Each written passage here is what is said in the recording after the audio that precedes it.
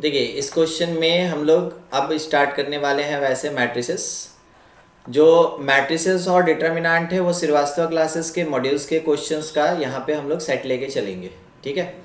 तो first question आपके पास ये है कि determinant of A plus X is equals to zero then the value of X. हम लोग ये सीखे थे, ऐसे केस में आप डिटर्मिनेंट की प्रॉपर्टी भी लगा सकते हैं, आइदर आप डायरेक्टली इसको सॉल्व भी कर सकते हैं। तो मेरा ये कहना है कि हम लोग फर्स्ट कॉलम को थोड़ा सॉल्व कर लें कि C1 चेंजेस टू, आप कर सकते हैं इसमें C1 माइनस C2। तो जैसे C1 माइनस C2 आप करेंगे क्या होगा, a plus x minus A हो जाएगा, a minus x minus A, similarly a minus x minus A. ये फर्स्ट कॉलम हो गया। सेकंड कॉलम में a और थर्ड कॉलम में x और माइनस एक्स। और ये ऑलरेडी दिया हुआ है कि जीरो के इक्वल है, यहाँ से एस का कैंसिलेशन हो जाएगा, सारा ए कैंसिल हो जाएगा। उसके बाद जो बचेगा वो अपने पास डिटर्मिनेंट आएगा x माइनस एक्स, उसके बाद a और a, फाइनली x और minus X is equals to zero. हम लोग ये सीखे थे कि किसी कॉलम या रो में से हम लोग कॉमन ले सकते हैं। तो taking common x from first column and x from third column, तो बाहर क्या निकला एक्स स्क्वायर, अंदर बच गया 1 माइनस 1 ए और a। आप चाहे तो a को भी कॉमन ले सकते हैं। फिर उसके बाद 1 और minus 1 is equals to zero. अब इसको इवेल्युएट करेंगे तो एक्स स्क्वायर टाइम्स, जब आप डिटर्मिनेंट सॉल्व करेंगे ये 1 टाइम, हम लोग ये सीखे थे ना कि मल्टीप्लिकेशन जब होता है डिटर्मिनेंट के लिए तो ये डायरेक्शन होता है प्लस में और ये वाला डायरेक्शन होता है माइनस में। तो बस उसी चीज़ को फॉलो करते हुए लिखा जा सकता है 1 टाइम माइनस ए, फिर माइनस ए टाइम्स ये प्रोवाइड करेगा 1 माइनस 1 और प्लस 1 टाइम ये प्रोवाइड करेगा माइनस ए और माइनस ए। ये पूरा क्वांटिटी जीरो ऑलरेडी गिवन है क्वेश्चन में। आगे फर्दर हम लोग लिख सकते हैं कि जो एक्स स्क्वायर है, ठीक है, इसके साथ अंदर वाला जो नंबर होगा इट इज़ -2a और -2a equal to zero, means -4ax² is equals to zero. अब देखिए क्वेश्चन में क्या पूछा था, हम लोग से पूछा था x क्या होगा, तो फाइनली यहाँ पे कहा जा सकता है x जो होगा वो जीरो होगा। ये अपना आंसर है, ठीक है। चलिए नेक्स्ट क्वेश्चन में प्रोसीड करें। क्वेश्चन नंबर अब 3 है अपने पास। देखिए क्वेश्चन नंबर 3 में बोला गया एक डिटर्मिनेंट है जिसका वैल्यू x प्लस आई वाई है। ऑब्वियस सी बात है, इमेजिनरी पार्ट्स कंटेन कर रहा है और डिटर्मिनेंट कुछ ज़्यादा कॉम्प्लिकेटेड भी नहीं है, तो हम लोग इसको डायरेक्टली सॉल्व करेंगे। जैसे आप डायरेक्ट इवेल्युएशन करिएंगे तो 6i टाइम्स ये मिलेगा 3i² plus 3 plus 3i times ये आ जाएगा 4i प्लस 20, फिर प्लस 1 टाइम ये मिलेगा हम लोग को 12 माइनस 60 आयोटा, और ये पूरा पार्ट x प्लस आई वाई के इक्वल है। तो यहाँ से जब आप मल्टीप्लाई करते चलेंगे आपको पता चलेगा कि i² जो होता है, जो हम लोग कॉम्प्लेक्स नंबर में पढ़े थे, कितना होता है -1। तो ये -1 जब आप पुट करेंगे तो ये जो फर्स्ट क्वांटिटी है ये तो जीरो हो जाएगा, इग्नोर। उसके बाद बच गया 3i into 4i means 12i² plus 60 iota, और उसके बाद 1 से जब मल्टीप्लाई करेंगे तो सिंपल तरीके से ये 12 और माइनस 60 आयोटा, ये पूरा पार्ट x प्लस आई वाई होगा। देखिए ये जो +12 है और i² के कारण वो -12 हो जाएगा, ये फर्स्ट वाला पार्ट कट गया, plus 60 iota minus 60 iota cancel, यानी x प्लस आई वाई जो है वो किसके इक्वल, जीरो। मीन्स x का वैल्यू भी जीरो और y का वैल्यू भी यहाँ पे जीरो हो जाएगा, ठीक है। कुछ ज़्यादा मुश्किल था नहीं, डायरेक्टली इसको सॉल्व करना हम लोग को। चलिए नेक्स्ट क्वेश्चन देखें। चलिए क्वेश्चन नंबर 5 देखते हैं। क्वेश्चन नंबर 5 में बोला 2 non zero distinct numbers A B are used as elements to make the determinant of third order. हम लोग का एक डिटर्मिनेंट होना चाहिए और उसका ऑर्डर क्या होगा, 3×3, यानी कि 9 एलिमेंट्स होगा टोटल। ऐसे the number of determinant whose value is zero, और इस डिटर्मिनेंट का वैल्यू कितना होना चाहिए, zero. For all A B is कितना होगा। अच्छा इसमें देखिए अगर कभी डिटर्मिनेंट जीरो होता है तो कंडीशन ये होता है कि कम से कम कोई 2 रो यानी 2 रो और कॉलम, यानी 2 और कॉलम मस्ट बी सेम या आइडेंटिकल होना चाहिए, ठीक है, सेम या आइडेंटिकल होना चाहिए। तो वैसे केस में आप टारगेट कर लें या तो रो को या फिर कॉलम को। मान लीजिए जैसे फर्स्ट रो है, तो फर्स्ट रो का 3 प्लेस होगा, एक A11 होगा, एक A12 होगा, एक A13 होगा। इसमें हम लोग क्या किए ना कि 1 प्लेस को A और B यानी 2 वेज से फिलअप किए, 1 प्लेस को भी हम लोग A या B 2 वेज से फिलअप करेंगे, 1 वेज को भी हम लोग A या B 2 वेज से फिलअप करेंगे। कहने का मतलब हो गया कि फर्स्ट रो को फिल करने का तरीका 2 इंटू 2 इंटू 2, ठीक है, यानी 8 वेज आएगा फर्स्ट रो के लिए, फर्स्ट रोज के लिए। फिर उसके बाद सेकेंड रो, मान लीजिए हम इसी को आइडेंटिकल करना चाहते हैं, तो इसमें आएगा कौन, 1 2 आएगा, 2 1 आएगा, फिर उसके बाद 2 2 आएगा और 2 3 आएगा। तो इस 2 1 प्लेस को हम लोग A और B किसी से भी फिलअप कर सकते हैं, फिर इस 2 2 प्लेस को A और B किसी से भी फिलअप कर सकते हैं, 2 3 वेज को भी A और B किसी से भी फिलअप कर सकते हैं, ठीक है। तो फिर से मेरे पास कितना आ गया, 2 2 और 2, नंबर ऑफ वेज यानी 8 वेज। अब सोचिए अगर हम लोग R3 पे जाए तो हम ये स्टेटमेंट ले रहे हैं, it must be identical, it must be identical to R1। अब क्या होगा ना कि अगर मेरा R3 R1 के साथ आइडेंटिकल हो जाएगा तो वैसे केस में डिटर्मिनेंट का वैल्यू क्या होगा, 0। तो हम लोग इसको अपने वे से फिलअप नहीं कर सकते, जैसे R1 में फिलअप हुआ है बस उसी को हम लोग को पुट करना है, तो इसके लिए हम लोग नंबर ऑफ वेज नहीं ले सकते हैं। तो ये कितने वे से होगा, 1 वे से होगा, एग्जैक्टली लाइक इसके जैसा, R1 के जैसा, ठीक है। मीन्स R1 और R3 को हम लोग आइडेंटिकल रखना चाहते हैं, तो जो R1 में फिलअप किए हैं वही R3 में फिलअप करना होगा। तो R3 के लिए आपके पास कोई ऑप्शन नहीं होगा, केवल R1 के लिए होगा। तो R1 के लिए नंबर ऑफ वेज कितना, 8, और R2 के लिए, वो तो R2 तो इंडिपेंडेंट है ना, वहां कुछ भी डाल दीजिए। अगर R1 R3 बराबर हो जाए तो डिटर्मिनेंट का वैल्यू 0 होगा, R2 में चाहे कुछ भी रहे, तो उसके लिए भी हमको 8 वेज मिल रहा है। मगर सोच के देखिएगा, अगर बाय द वे हम लोग R1 में जो पुट किए वही हम लोग R2 में अगर पुट कर देते हैं, तो वैसे केस में हम लोगों के पास क्या होगा, आइडेंटिकल डिटर्मिनेंट्स मिलेगा, बहुत सारा आइडेंटिकल डिटर्मिनेंट्स मिलेगा। तो उस आइडेंटिटी को कम करने के लिए हम लोग क्या करते हैं, इसमें फर्स्ट प्लेस को 2 वेज, सेकेंड प्लेस को 2 वेज और थर्ड प्लेस को फिक्स कर देंगे, ठीक है। ए रखा, यहाँ पे ए बी कुछ भी रख दिए, यहाँ पे ए बी कुछ भी रख दिए, यहाँ बी रखे, यहाँ ए बी कुछ भी रख दिए, यहाँ ए बी कुछ भी रख दिए, समझे। मीन्स रिपीटेशन नहीं होना चाहिए। तो इस कारण से सेकेंड वाले रो को हम लोग फिलअप करेंगे जो इंडिपेंडेंट रो था बाय 4 वेज, और फर्स्ट रो जो है उसके लिए 8 वेज। तो टोटल नंबर ऑफ वेज जो होगा, टोटल नंबर ऑफ वेज कहिए, क्योंकि इसमें लग तो रहा है वही परमुटेशन कॉम्बिनेशन, या नंबर ऑफ डिटर्मिनेंट कहिए, दैट इज इक्वल्स टू ऊपर का 8 और सेकेंड रो के लिए 4 option, that is equals to कितना, 32 वेज। इसमें आपको कंफ्यूजन R2 को लेके हो सकता है कि सर R2 को आप 8 वे से क्यों फिलअप नहीं किए। इस कारण से, क्योंकि होगा क्या, अगर हर जगह पे सेम नंबर 2 बार आ जाएगा तो वो रिपीटेशन हो जाएगा, तो रिपीट करेगा, इस कारण से इसको हम लोग कम कर देंगे, इसको हम लोग कम कर देंगे। जैसे ए ले लिए, ए है, फिर ए है, ये आया। फिर उसके बाद दूसरी बार में फिर पता चलेगा कि हम लोग के पास ए है, यहाँ पे बी और बी है, और यहाँ ए है, तो ये भी तो 0 ही होगा, समझे। तो इसी कारण से, और ये भी 0 होगा, इसी कारण से हम लोग क्या करेंगे, इसको हम लोग 1 यूनिट काउंट कर लेंगे, और 1 यूनिट काउंट करके यहाँ पे जो थर्ड प्लेस है ना, ये जो 2 3 प्लेस है, इस जगह पे हम लोग फिक्स करेंगे 1 नंबर, वहाँ पे हम लोग 2 नंबर का ऑप्शन नहीं रखेंगे, 1 नंबर फिक्स करेंगे। तो अपने पास नंबर ऑफ वेज कितना आ गया, 32 वेज। चलिए नेक्स्ट क्वेश्चन में बढ़े। चलिए क्वेश्चन नंबर 7 देखते हैं। क्वेश्चन नंबर 7 में बोला, इफ द डिटर्मिनेंट इज, सब का सब साइन कॉस इसमें दिया हुआ है, expanded in the power of sine x.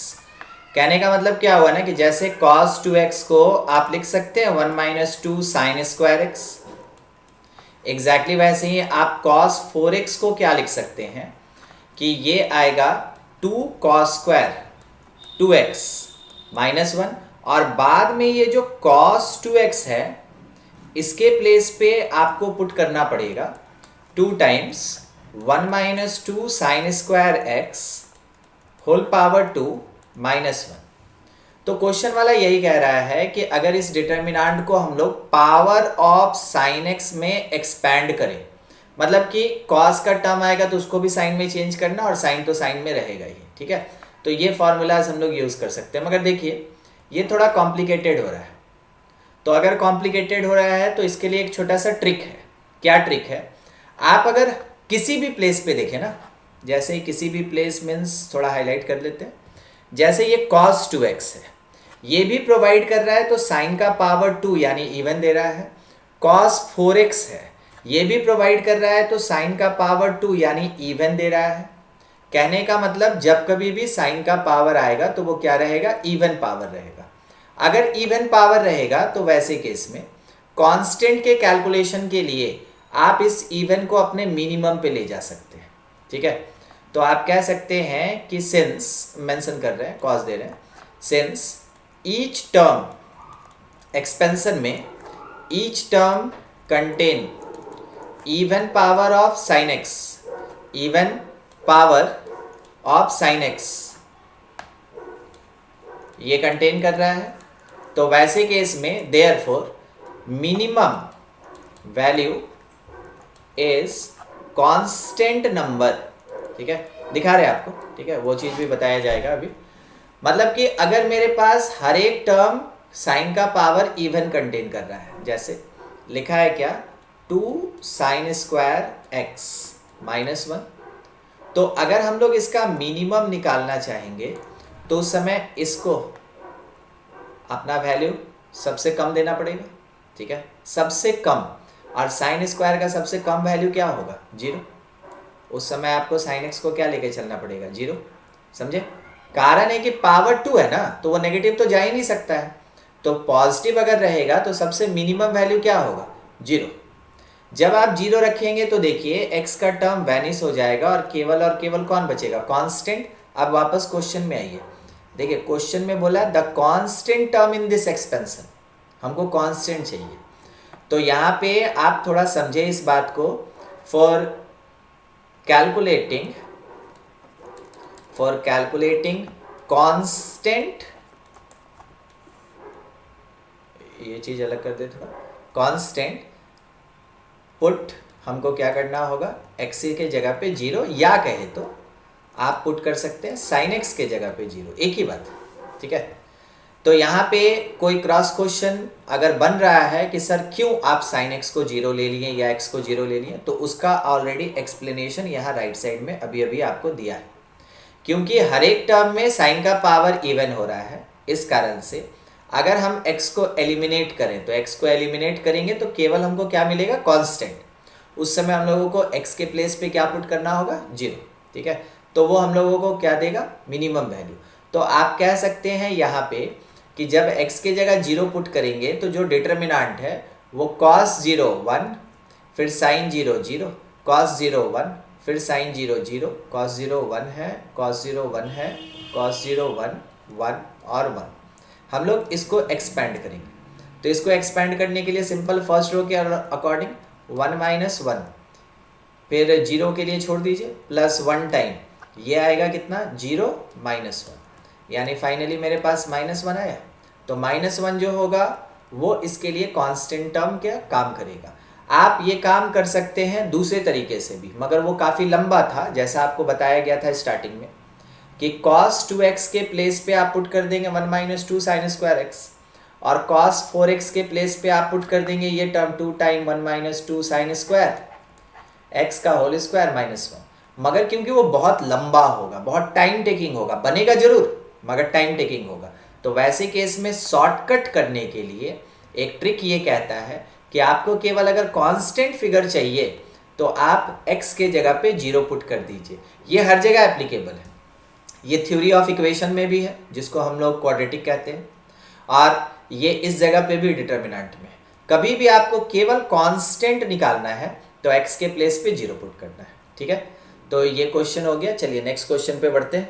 चलिए क्वेश्चन नंबर 9 देखते हैं। अब 9 में ये बोला गया हम लोग के पास द सिस्टम ऑफ इक्वेशन, ये जो solution of simultaneous linear equation उसी का पार्ट है। 3 इक्वेशन दिया है, is solvable if lambda is equals to. देखिए 3 इक्वेशन दिया है, मगर क्या आपको 3 वेरिएबल भी दिया है? नहीं। अगर इक्वल टू के दूसरे साइड में कांस्टेंट फिगर होता है, हम लोग उसको कहते हैं नॉन होमोजीनियस, ठीक है। आपको क्या करना होगा ना कि इस क्वेश्चन को पूरा होमोजीनियस बनाना होगा। सर कैसे? मेरे पास तो जेड दिया नहीं है, तो फिर हम इसको होमोजीनियस कैसे बना सकते हैं? मान लीजिए यहाँ पे एक मल्टीप्लायर के है, is equals to 0। Just assume करना है, ठीक है। ये अज्यूम करना है कि यहाँ मल्टीप्लायर के है। आपको याद आएगा क्लास में बताया गया था, जब इनफाइनाइट सॉल्यूशन निकालते हैं उस समय हम लोग मान के चलते हैं let z is equals to k, जब इनफाइनाइट सॉल्यूशन निकालते हैं। तो इसका मतलब के का आना, के मीन्स कौन? कांस्टेंट फिगर, मीन्स वहाँ कभी ना कभी तो वेरिएबल रहा होगा। बस इसी चीज को अपीयर करके जब तक आप 3 वेरिएबल में इसको डिनोट नहीं करेंगे तब तक आपका क्वेश्चन सॉल्वेबल नहीं होगा, क्योंकि आप इस जगह पे फंसे रहेंगे कि मेरे पास 3 इक्वेशन है मगर वेरिएबल तो 2 ही है, ठीक है। तो हम लोगों को क्या करना है कि टेकिंग कॉन्स्टेंट्स, ये सब इन सारे क्वेश्चन का ना ट्रिक होता है, ठीक है। Taking constants as coefficient of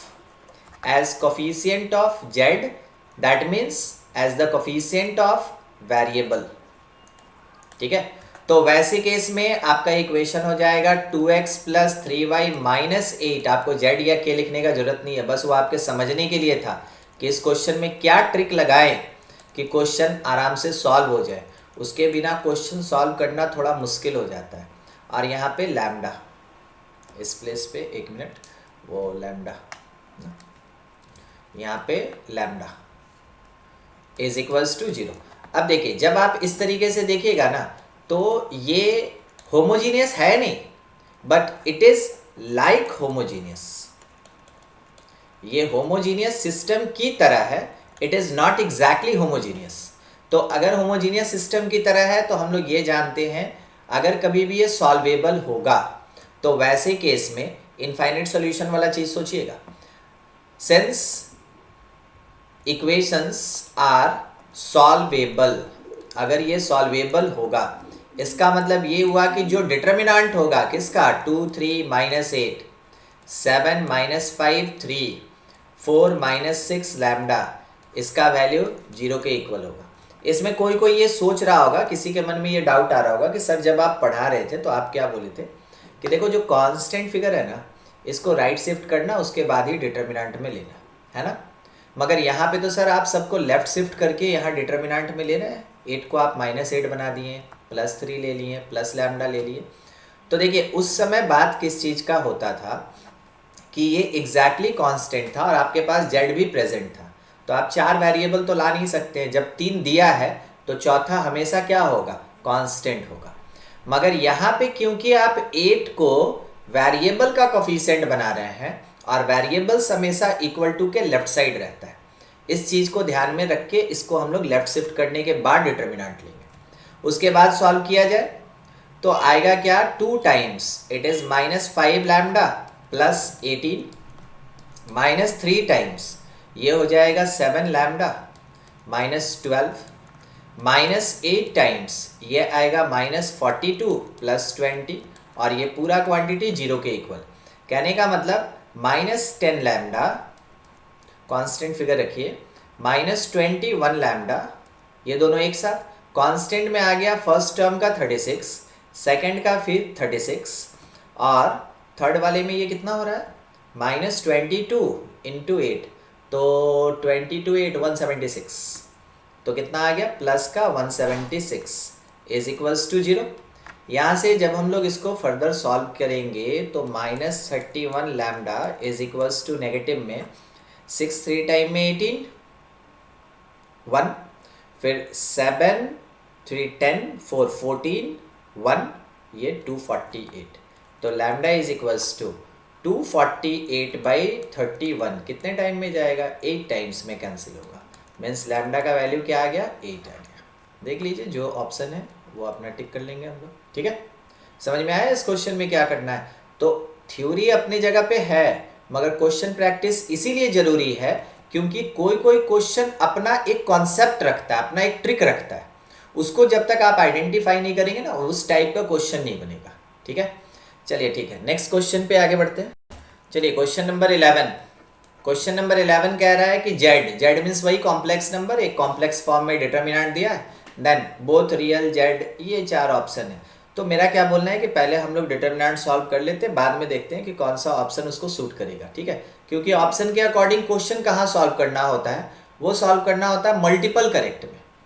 यहाँ पे आपका सिंगल करेक्ट है, आप पहले क्वेश्चन को सॉल्व कर ले, आप देख ले उसमें से कि क्या आपका रिजल्ट मिल रहा है, क्योंकि डिटर्मिनेंट में आपको रिजल्ट नहीं पता चलेगा।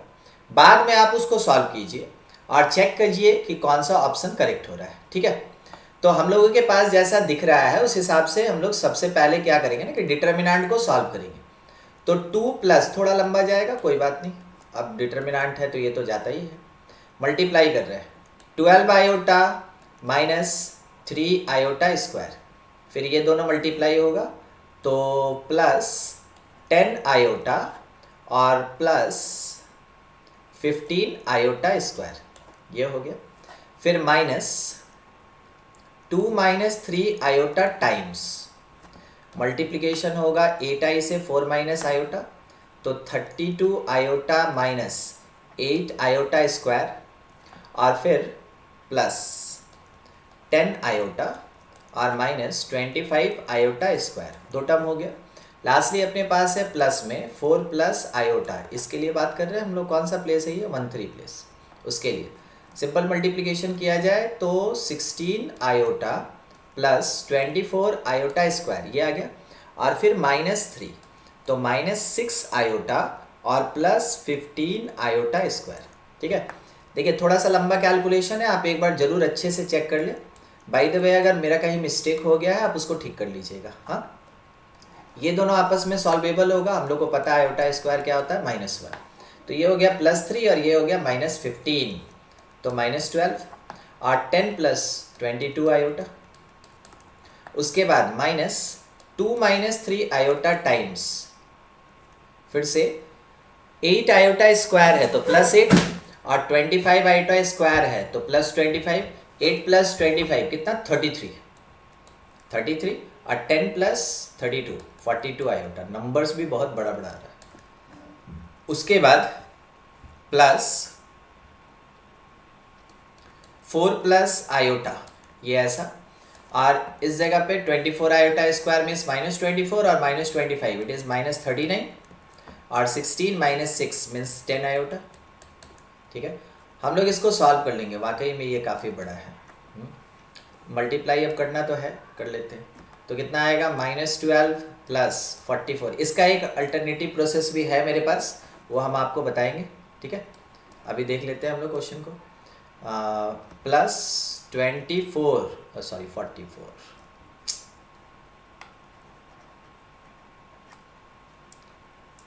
प्लस 44 आयोटा, फिर -60 आयोटा प्लस 22 5 टाइम में 110 आयोटा स्क्वायर। बस यही सॉल्व करना है और क्या, मल्टीप्लाई करते चलेंगे आराम से बैठ के। और फिर -84 आयोटा प्लस 3 तो प्लस 99 आयोटा, और 3 इंटू 42 कितना हो जाएगा, 612 प्लस का 126 आयोटा स्क्वायर। लास्ट टर्म में प्लस 4 इंटू 39, तो 160 में से 4 चला गया, 56 ना, -156, एक्चुअली इट इज -156 ये आ गया। और 10 इंटू 4 40 आयोटा, उसके बाद आई से मल्टीप्लाई तो -39 आयोटा और प्लस का 10 आयोटा स्क्वायर। चलिए सॉल्व करें, z इज इक्वल्स टू, देखते चलेंगे हम लोग। सबसे पहले ना कॉन्स्टेंट्स फिगर, ठीक है, कॉन्स्टेंट्स। तो कॉन्स्टेंट कौन कौन है थोड़ा हाईलाइट किया जाए। -12, फिर यहाँ से -110 हो जाएगा, क्योंकि आयोटा स्क्वायर क्या होता है, -1 होता है। तो -12 -110 -122, -122 और -66 -188, -188 और -126, ठीक है नंबर्स, -188 और -126, तो ये कितना हो गया 14, और 14 8 to 10 11, ये 314 हो गया। और इसमें भी माइनस है अभी 156, तो ये आ जाएगा 0, 51617, और यहाँ 314, 470 अभी तक हो गया है। 470 -10, तो -480 आएगा, ये -480 आएगा। अब मार्कर से भी कभी कभार लिख लिया जाता है, और क्या हाइलाइटर से भी लिख लिया जाता है ज़रूरत पड़े तो, -480, ठीक है। ये इस जगह पे दिक्कत कर रहा है ना, -480, ठीक है। उसके बाद अब हम लोग को क्या देखना है, अब हम लोगों को देखना है, एक मिनट कलर थोड़ा चेंज कर ले। हाँ, अब हम लोग को देखना है आयोटा का टर्म। तो ये 44 -60, तो -16 -16 और -84, ये हो गया कितना 100 आयोटा, 100 आयोटा माइनस में और +99, तो माइनस आयोटा बचा है, माइनस आयोटा और -39 आयोटा, -40 आयोटा और +40 आयोटा, 0, यानी आयोटा का टर्म तो अपने पास बचेगा ही नहीं, खत्म हो गया वो पूरा। आयोटा अपने पास कितना आ गया 0 आयोटा। इसका मतलब हम लोग कह सकते हैं कि z is purely real, z is purely real, क्योंकि आयोटा का टर्म 0 आया ना, तो ये मेरे पास आंसर हो जाएगा बी ऑप्शन, ठीक है। हाँ, अभी हम अल्टरनेटिव बोल रहे थे, अल्टरनेटिव है, थोड़ा ट्रिक है, समझिएगा, ठीक है। देखिए उसमें हम लोग क्या कर सकते हैं,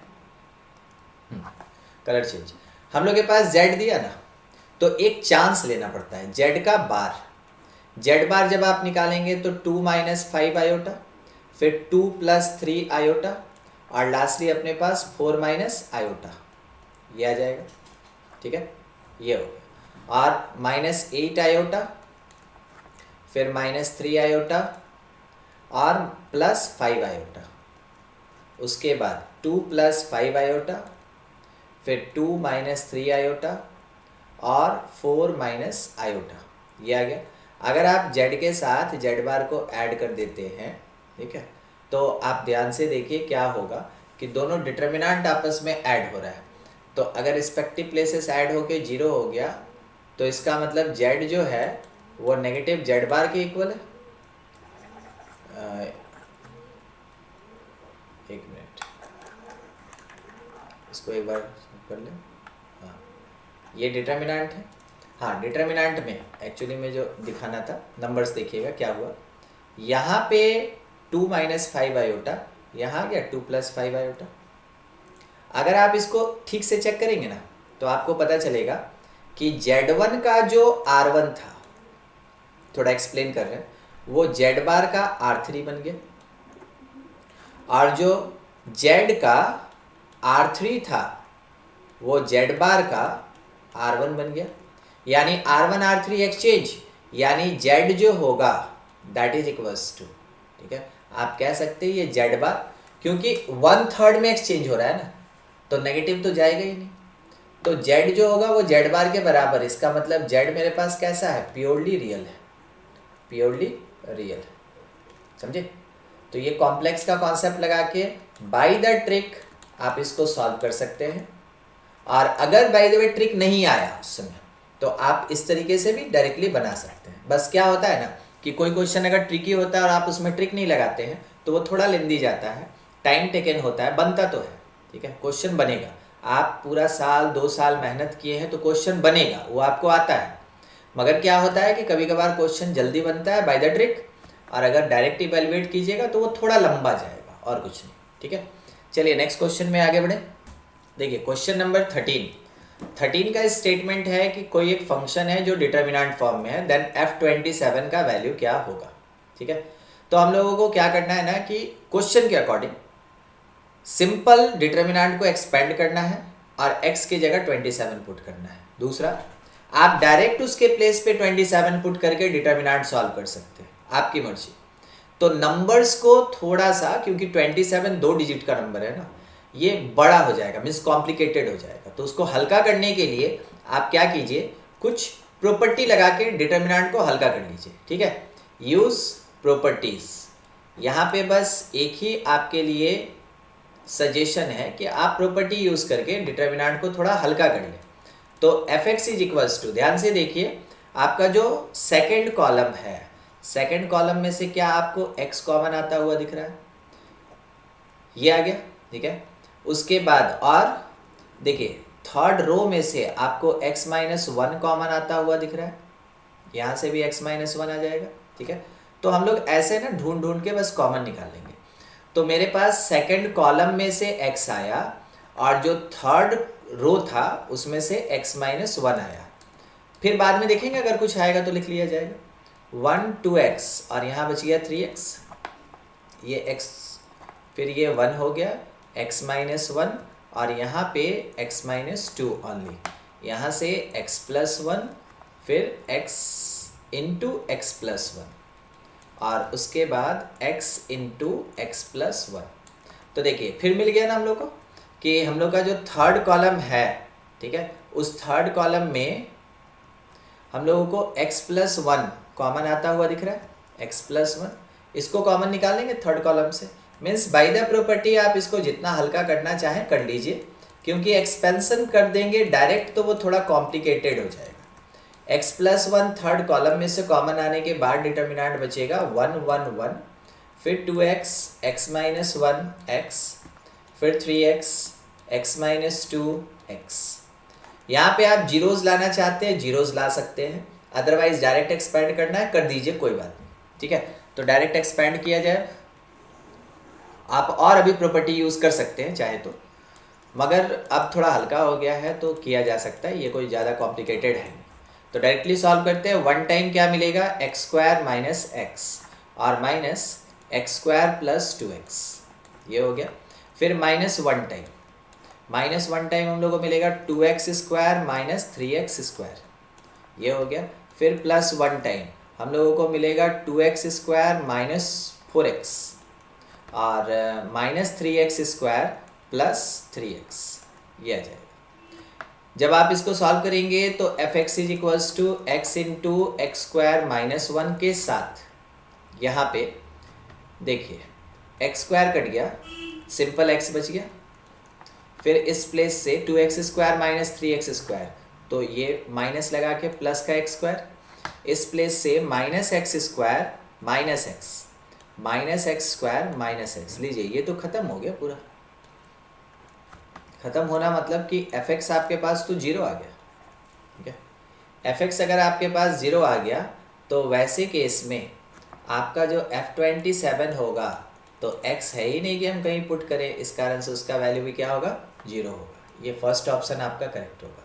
समझ गया, सिंपल सा क्वेश्चन है। चलिए नेक्स्ट क्वेश्चन में आगे बढ़ते हैं। चलिए क्वेश्चन नंबर 15 देखते हैं। तो क्वेश्चन नंबर 15 में अपने पास डिटर्मिनेंट जो दिया गया है इसमें एक वेरिएबल है, कौन सा, k। जब भी क्वेश्चन में ऐसे लिखा रहे है ना, तो हम लोग कहते हैं कि ये जो नंबर है ये एक्चुअली में क्या होता है, वेरिएबल होता है। तो डी के यानी के वेरिएबल है।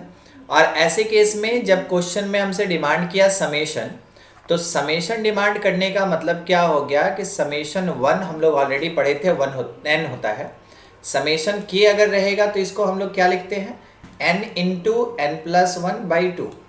देखिए जैसा क्वेश्चन दिया गया है उसके अकॉर्डिंग हम लोगों को केवल और केवल इसी चीज़ का एप्लीकेशन करना है और हम लोग को स्क्वायर का कोई मतलब ही नहीं है। यानी कि क्योंकि फर्स्ट कॉलम में अपने पास वेरिएबल्स हैं, इस कारण से समेशन जो है वो सीधा फर्स्ट कॉलम पे अप्लाई होगा।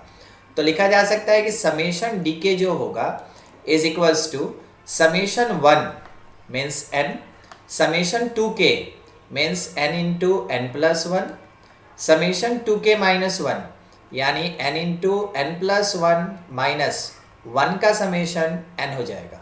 बाकी सेकंड कॉलम में कोई डिफरेंस नहीं, वो जैसे है वैसे रहेगा, और थर्ड कॉलम में भी कोई डिफरेंस नहीं, वो जैसे है वैसे रहेगा।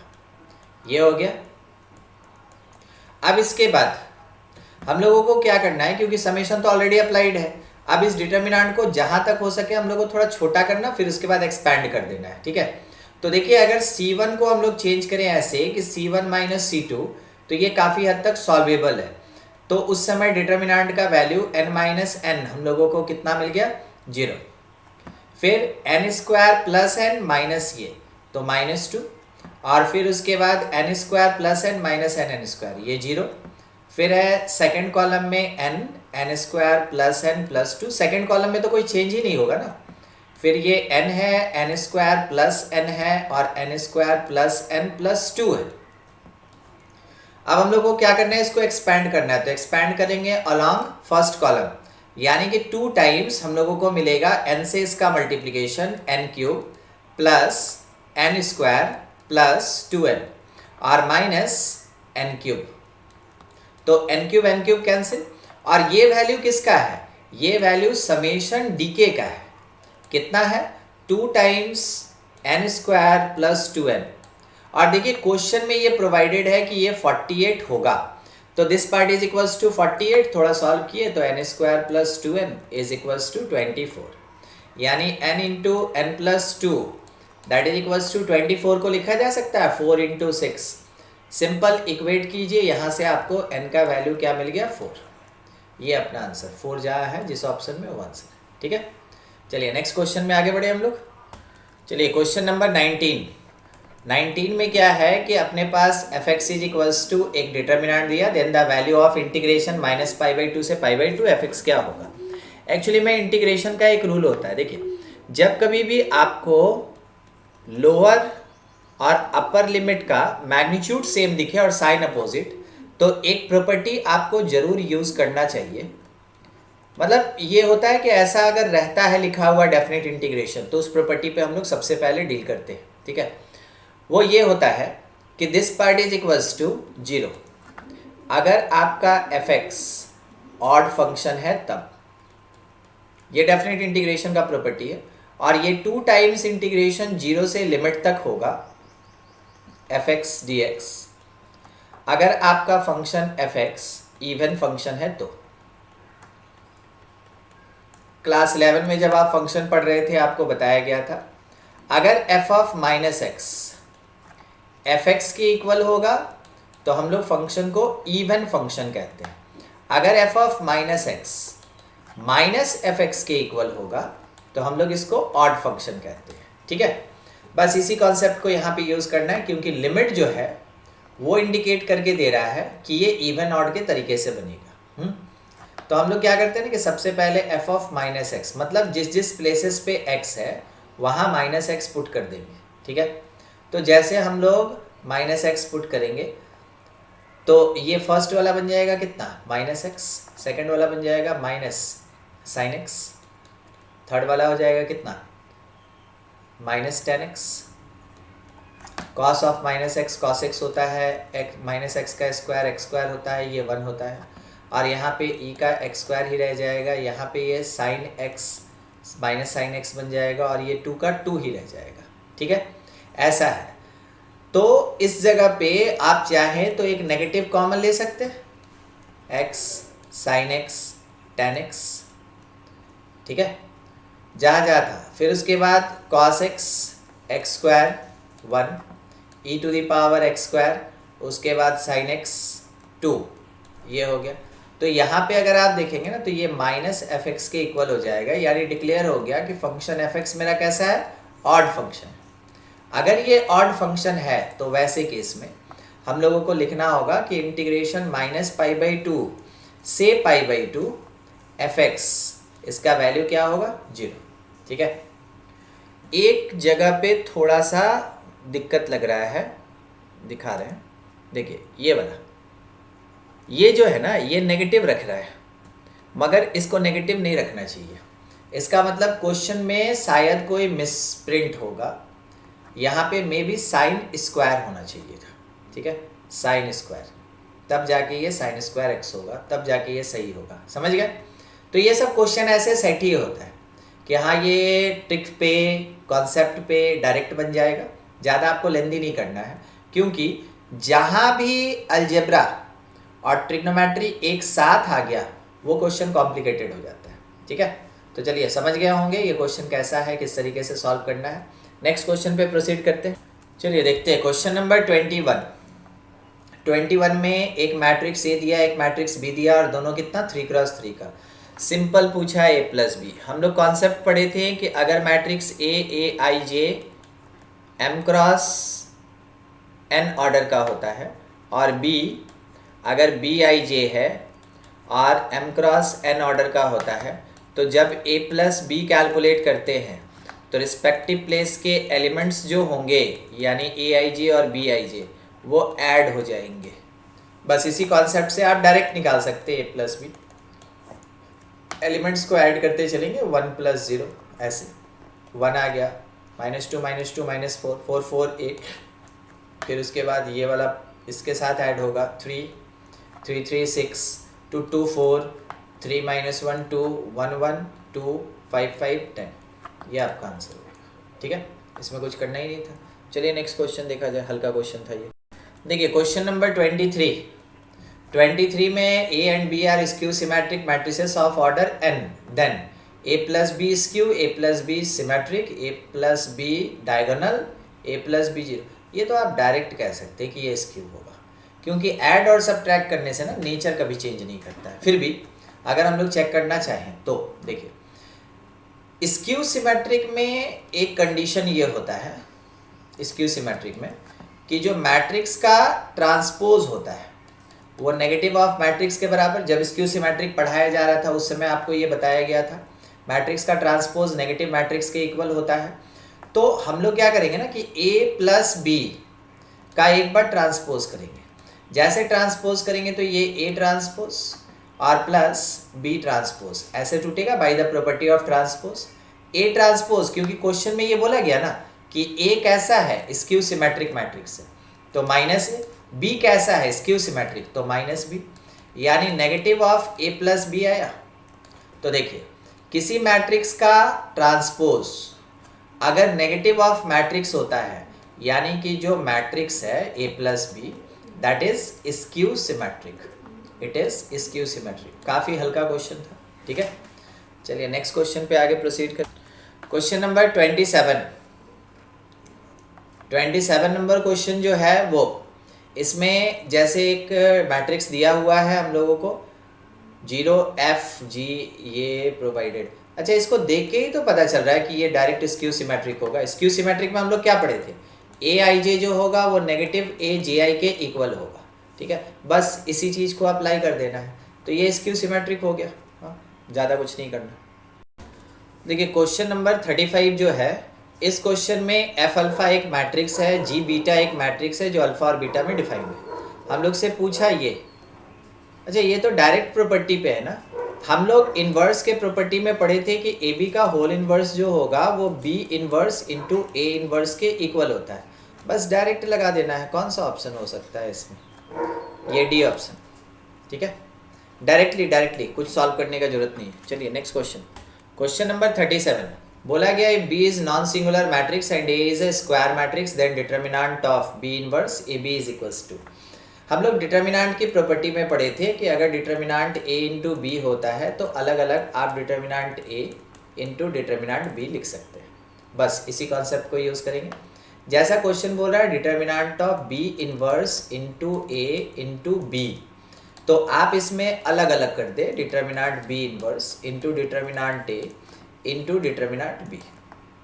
हम लोग एक और प्रॉपर्टी पढ़े थे कि अगर किसी मैट्रिक्स के इन्वर्स का डिटर्मिनेंट निकालते हैं तो 1 by determinant of the matrix मिलता है। इस चीज़ को यूज़ करेंगे हम लोग यहाँ, तो लिखा जा सकता है 1 by determinant of B into determinant of A into determinant of B. ये और ये कट गया, यानी finally answer determinant of A के इक्वल हो जाएगा। ठीक है, तो आंसर हो जाएगा ये बी वाला। चलिए next simple question, question number 39 में बोला है मैट्रिक्स ए है और A square alpha beta beta alpha ऐसा है, तो ए अल्फ़ा बीटा इन सब में रिलेशन निकालना है। तो यहाँ पे ना कोई ट्रिक नहीं, सिंपल तरीके से बी ए हम लोग सीखे हैं कि मैट्रिक्स का स्क्वायर कैसे फाइंड करते हैं। तो क्या होगा कि ए बी और बी ए है, इसको फिर से मल्टीप्लाई करना है ए बी और बी ए से। तो पहली बार में ये जो फर्स्ट रो है वो इस फर्स्ट कॉलम से मल्टीप्लाई होगा। तो जब मल्टीप्लाई करेंगे तो फर्स्ट प्लेस का एलिमेंट मिलेगा A square plus B square. फिर ये फर्स्ट रो सेकेंड कॉलम से मल्टीप्लाई होगा, तो ये मिलेगा A B plus B A means 2ab। ठीक है, उसके बाद बारी आएगा किसका, एक मिनट, हाँ, इसके बाद बारी आएगा सेकेंड रो का। Second row by the first column, तो ये हम लोग को क्या देगा A B plus B A. और फिर सेकेंड रो सेकेंड कॉलम ये B square plus A square दे रहा है। ठीक है, सारा प्लेसेस फिलअप कर दिए हम लोग। अब इसके बाद हम लोग को इसको इक्वेट करना है, किसके साथ इक्वेट करना है, क्वेश्चन बोला ना कि ए स्क्वायर जो है वो अल्फ़ा बीटा बीटा अल्फ़ा है, उससे इक्वेट करना है अल्फ़ा बीटा बीटा अल्फ़ा। तो कंक्लूजन क्या क्या मिलेगा, A square plus B square alpha के इक्वल होगा और जो 2ab है वो बीटा के इक्वल होगा। देख कर लीजिए कौन सा ऑप्शन है, 2ab बीटा, यानी बी ऑप्शन सूट कर रहा है इसको, है ना। तो ये अपने पास आंसर हो जाएगा। क्वेश्चन में कुछ ज़्यादा लेंथीनेस नहीं। नेक्स्ट देखिए क्वेश्चन नंबर 41 जो है, क्वेश्चन में बोला if the system of equation this has non zero solution. पहली बात, सिस्टम ऑफ इक्वेशन है कैसा, ये जो सिस्टम है ये होमोजीनियस है, होमोजीनियस क्योंकि कांस्टेंट फिगर सारा का सारा जीरो है। वैसे केस में अगर बोला नॉन जीरो सोल्यूशन, तो आप पढ़े होंगे एक होता है ट्राइबल सोल्यूशन और एक होता है नॉन ट्राइबल सोल्यूशन। तो यहाँ जो नॉन जीरो होमोजिनिटी में आएगा इसको हम लोग लेके चलेंगे non trivial solution, non trivial solution. और जो नॉन ट्राइबल सोल्यूशन होता है इसमें determinant of the matrix that is equals to 0। बस ये कॉन्सेप्ट लगाना है। तो जब हम लोग इसका मैट्रिक्स बनाएंगे A बाय द कोफिशिएंट्स, तो वो हो जाएगा 1 2a A, सेकेंड में से 1 3b B, थर्ड में से 1 4c C। इसका डिटर्मिनेंट 0 होना चाहिए, तो इसका डिटर्मिनेंट हम लोग इसका डिटर्मिनेंट 0 होना चाहिए। तो डिटर्मिनेंट 1 1 1 2a 3b 4c, फिर a b और c, डिटर्मिनेंट वैल्यू 0 होगा। आप सिंपली एक्सपैंड कर दें, ठीक है, ज़्यादा कुछ करने का जरूरत भी नहीं है यहाँ पे। तो 1 टाइम आप कह सकते हैं 3bc minus 4bc minus 2a times ये आएगा c माइनस बी और प्लस a टाइम्स आएगा, तो ये 4c minus 3b and this part should be 0। यहाँ से आ गया माइनस bc, उसके बाद माइनस 2ac, फिर प्लस 2ab, उसके बाद plus 4ac minus 3ab is 0। चलिए सॉल्व किया जाए इसको और फर्दर।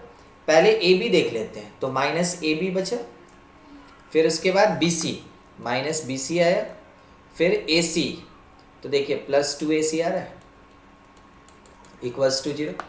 ac को छोड़ दिए हम लोग यहीं पे, बाकी सबको दूसरी तरफ शिफ्ट कर दिए, ठीक है। तो ये हो गया ab प्लस bc। अब उसके बाद देखना है क्या करना है कि abc ab है, ap है, gp है, hp है। देखिए क्या कर सकते हैं हम लोग, सबको एक काम करते हैं abc से डिवाइड करते हैं, सबको डिवाइड करते हैं डिवाइडिंग बाई abc। जब डिवाइड करेंगे तो ये हो जाएगा 2/b, ये हो जाएगा कितना 1/c और ये हो जाएगा 1/a। तो ये कंडीशन किसके साथ होता है, इसका मतलब ये हो गया कि abc जो होगा वो hp में होगा, hp हार्मोनिक प्रोग्रेशन में होगा, ठीक है। डायरेक्ट अपने पास ये 41 नंबर क्वेश्चन का आंसर, ठीक है। नेक्स्ट चलिए देखिए 43 नंबर क्वेश्चन। 43 में है कि एक मैट्रिक्स A है और पूछा इसका नेचर कैसा होगा। तो ये तो हम लोग को देख के भी पता लग सकता है, A इज जीरो मैट्रिक्स, ये तो होगा नहीं, ठीक है। a square equals to i, ये चेक करना पड़ेगा हम लोग को, ठीक है। तो ए स्क्वायर जब चेक करने जाएंगे तो 0 0 -1। इस क्वेश्चन में क्योंकि क्वेश्चन वाला कुछ बोला नहीं ना, इस कारण से हम लोगों को ऑप्शन से ही इसको चेक करना पड़ेगा। इज मल्टीप्लाइड बाई इटसेल्फ 0 -1 और 0, फिर कौन -1 0 और 0, ये ऊपर वाला जो है ना ये लिखा हुआ है 1 -1, ऐसा मल्टीप्लाई करेंगे हम लोग। तो इसका जो फर्स्ट रो है ये मल्टीप्लाई होगा इसके फर्स्ट कॉलम से। तो देखिए जब आप मल्टीप्लाई करेंगे ये 1 आएगा। फिर first row multiplied by second column 0, first row multiplied by third column 0, फिर second row multiplied by first column 0, second row second column. अच्छा ये पूरा मिल गया pattern, that is equals to I, यानी कि ये सेकंड ऑप्शन सही हो गया। आगे आपको चेक ही नहीं करना, सिंगल करेक्ट है। ठीक है, तो आज हम लोग 43 नंबर क्वेश्चंस तक ही रखेंगे। इसमें जो भी क्वेश्चन बच गया, जैसे आप देखें ना ऑड्स अभी डिस्कस हुआ है, इवेंट्स आपको खुद से बनाना है, सॉल्व कीजिए। अगर कुछ डाउट होता है आप क्लास में उसको लाके पूछ लेंगे। ठीक है, तो आपको कहाँ तक सॉल्व कर लेना चाहिए, 44 नंबर क्वेश्चन तक अपने स्टडी मॉड्यूल श्रीवास्तव क्लासेस के स्टडी मॉड्यूल में मैट्रिसेस चैप्टर कर लेना चाहिए। ठीक है, तो बाकी हम लोग फिर नेक्स्ट डे देखेंगे। ठीक है।